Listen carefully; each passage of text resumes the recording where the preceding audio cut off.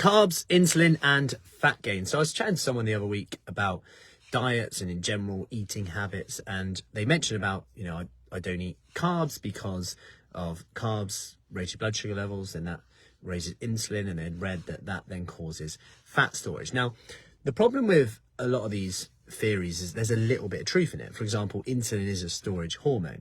So given the blood sugar rises, insulin is secreted, that raises insulin, which is a storage hormone, which makes sense then to assume that we're going to store more fat. However, there was an amazing study, 2015, in a metabolic ward, and the reason that's significant is they can control everything, like it literally match the calories. And what they did is they gave someone like a eucaloric diet, just general diet, for 5 days, a bit of a washout period in between as well. Then they gave them a low, like carbohydrate restricted diet, so a low carb diet. They then looked at the fat loss, etc. And they then had a washout period, 2 to 4 weeks, and then they gave them a fat restricted diet, so a low fat diet. And what they found at the end, this was like the study to rule out a lot of this. Like they wanted to do this to see, like, there's a lot of talk like carbohydrates, low carb, and what they actually found was the fat restricted group lost more body fat, even though in the carbohydrate restricted group they had lower insulin secretion.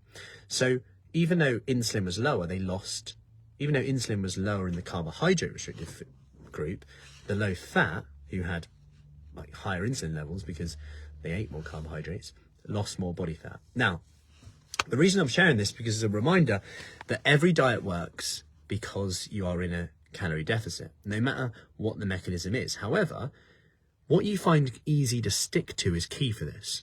And this is why, if you like to follow a lower carb diet because you find it easier to stick to your food preferences, that's absolutely fine. If you like a diet that has certain rules where you can't eat certain foods, that's actually fine too.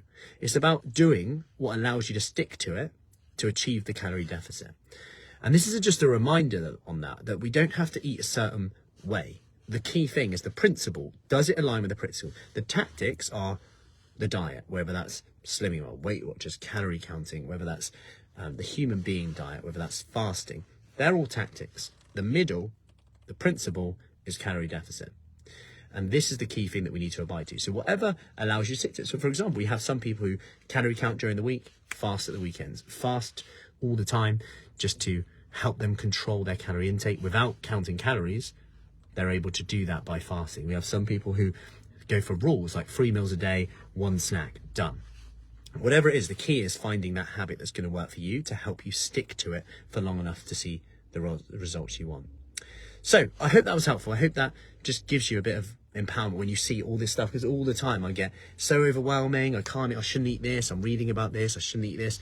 And plus, like, there's always an argument for everything. For example, I could speak to someone and go, actually, all the research shows that carbohydrates have a benefit in terms of metabolism, thyroid, energy, performance.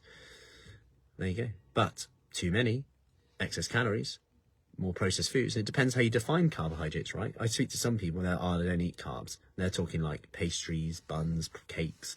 Other people, they're like whole grain rice, etc. It's totally different, right? So I hope that helps. Any questions, let me know, and I'll